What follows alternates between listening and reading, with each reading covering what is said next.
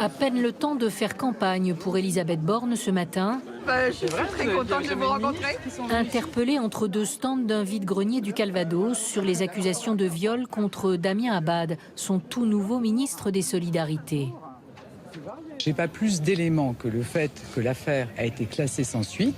Je peux vous assurer que s'il y a des nouveaux éléments, si la justice est à nouveau saisie, on tirera toutes les conséquences de cette décision. Dans l'enquête de Mediapart, 2 femmes témoignent. L'une, qui n'a pas déposé plainte, dénonce un viol qui aurait été commis en 2010 après un verre pris avec Damien Abad dans un hôtel où elle affirme s'être réveillée en sous-vêtements avec le sentiment d'avoir pu être droguée. L'autre, Margot, dénonce une relation sous la contrainte psychologique en 2011 d'un homme politique qu'elle admirait.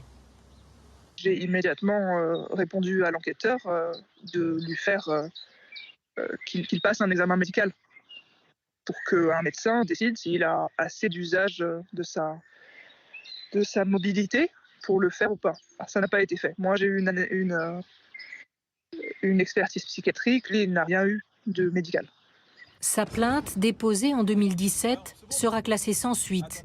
Quant à Damien Abad, lourdement handicapé, il conteste les faits. Je suis contraint aujourd'hui de préciser que dans ma situation, l'acte sexuel ne peut survenir qu'avec l'assistance et la bienveillance de ma partenaire, que sans le consentement et la participation pleine et entière de l'autre, rien n'est possible. Le 16 mai dernier, l'Observatoire des violences sexuelles en politique, créé dans la foulée du mouvement MeToo, est contacté par l'une des victimes présumées. En accord avec elle, nous avons transmis le signalement à LR et LREM lundi dernier et nos messages sont restés sans réponse depuis. Silence des partis politiques et 2 ministres en déplacement à Bordeaux qui, ce soir, bottent en touche. Nous n'avons pas de commentaires à faire. Encore une fois, la Première ministre s'est exprimée ce matin. On la laissera s'exprimer de nouveau si elle le souhaite. Et je pense que par ailleurs, elle a été très claire. Très claire. De quoi attendre l'ambiance peut-être demain matin autour de la table du Conseil des ministres.